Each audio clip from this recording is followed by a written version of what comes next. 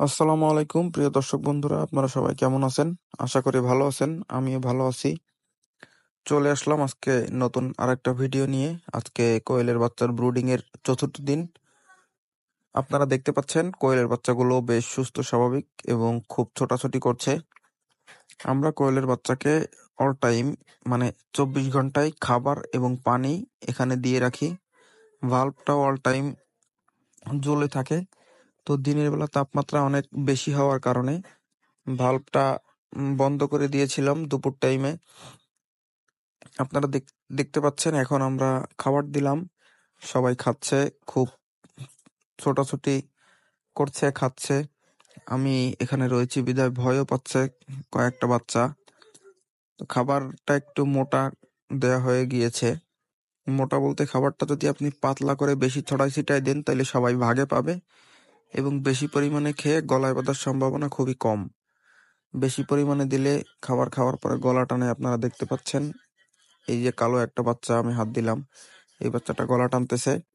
পরে আমি আরেকটা বাটি নিয়ে খাবারটা একটু এখান থেকে নিয়ে পাতলা করে দিলাম। তো পাতলা করে দিলে বেশি খাবার একবারে খেতে পারবে না, তো তখন ভালো হবে। আপনাদের একটা বিষয় জানা খুবই জরুরি, সেটা হচ্ছে যে কোয়েলের বাচ্চা যদি সঠিক নিয়মে ব্রুডিং করা না যায় সেক্ষেত্রে নিউমোনিয়া, জ্বর, ঠান্ডা লেগে মারা যেতে পারে। যতই গরম হোক তারপরে ওদের ব্রুডিং এর একটা ব্যাপার থাকে। মাঝে মাঝে সব লাইটের নিচে জড়সড় হয়ে বসে থাকে, আবার মাঝে মাঝে ছড়িয়ে ছিটিয়ে থাকে। এটা ওদের ইচ্ছা মতো করতে পারে। লাইট যদি সবসময় জ্বালিয়ে রাখেন তো সেক্ষেত্রে জায়গাটা বড় থাকে। যদি গরম লাগে ওরা চারপাশে ছড়িয়ে ছিটিয়ে থাকে, আর যদি শীত করে সব একসাথে জড়সড় হয়ে লাইটের নিচে গিয়ে বসে থাকে।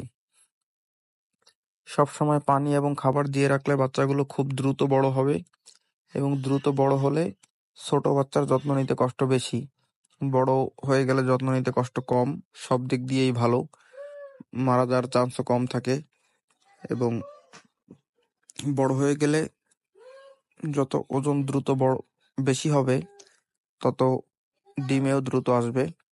তো কোয়েলের বাচ্চা কিন্তু ডিম পাড়ার একটা প্রধান কারণ হচ্ছে, যদি ওয়েট দ্রুত বাড়ে তো সেক্ষেত্রে ডিম দ্রুত পাড়ে, এবং ওয়েট যদি পর্যাপ্ত না থাকে, যেমন 110-15 গ্রাম বা 20 গ্রাম 30 গ্রামও অনেকে বলে, 120-30 গ্রাম ওয়েট না হলে নাকি কোয়েল ডিম পাড়ে না পর্যাপ্ত বয়স হওয়ার পরেও। তো এই জন্য দ্রুত ছোটকাল থেকে যত গ্রোথ ভালো করা যাবে তত ভালো হবে। তো আপনারা এই ভিডিও শেষের দিকেই দেখতে পাবেন আমার আগের কিছু বাচ্চা ফুটানো ছিল।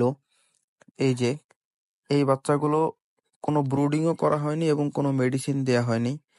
এই বাচ্চাগুলোর প্রায় ডিম পাড়ার বয়স হয়ে এসেছে, আর হয়তোবা 10 দিনের মধ্যে ডিম পাড়া উচিত।